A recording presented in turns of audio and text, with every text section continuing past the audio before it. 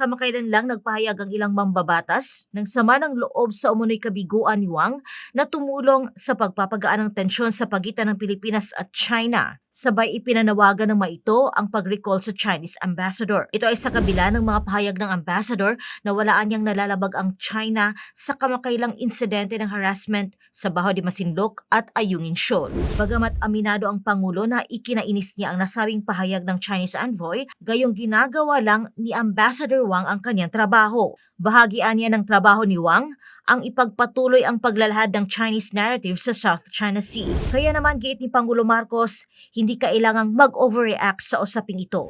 Binigyang diin ni PBBM na habang ang magkabilang panig ay hindi sumasang-ayon sa naturang salaysay, magpapatuloy lamang aniya ang Pilipinas sa pagsisikap na tugunan ang mga hamon. Ang mungkahing palitan si Wang ng bagong envoy ay hindi magdudulot ng anumang pagbabago ani Marcos. Dahil ang isang kapalit na envoy ay magpapatuloy lamang na mag-i-echo sa posisyon ng China.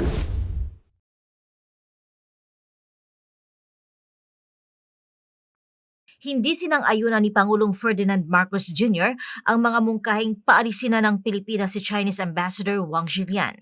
Ito ay sa kabila ng mga pahayag ng ambassador na walaan niyang nalalabag ang China sa kamakailang insidente ng harassment sa Baho de Masinloc at Ayungin Shoal. Kamakailan lang nagpahayag ang ilang mambabatas ng sama ng loob sa umunoy kabiguan ni Wang na tumulong sa pagpapagaan ng tensyon sa pagitan ng Pilipinas at China. Sabay ipinanawagan ng maito ang pag-recall sa Chinese ambassador. Sa panayam ng media kay PBBM sa Japan, sinabi ng punong ehekutibo na hindi niya hihilingin sa China na pauwiin sa kanilang bansa ang embahador nito sa Pilipinas. Bagamat aminado ang Pangulo na ikinainis niya ang nasabing pahayag ng Chinese envoy, gayong ginagawa lang ni Ambassador Wang ang kanyang trabaho. Bahagian niya ng trabaho ni Wang ang ipagpatuloy ang paglalahad ng Chinese narrative sa South China Sea. Binigyang diin ni PBBM na habang ang magkabilang panig ay hindi sumasang-ayon sa naturang salaysay, magpapatuloy lamang aniya ang Pilipinas sa pagsisikap na tugunan ang mga hamon. Ang mungkahing palitan si Wang ng bagong envoy ay hindi magdudulot ng anumang pagbabago ani Marcos.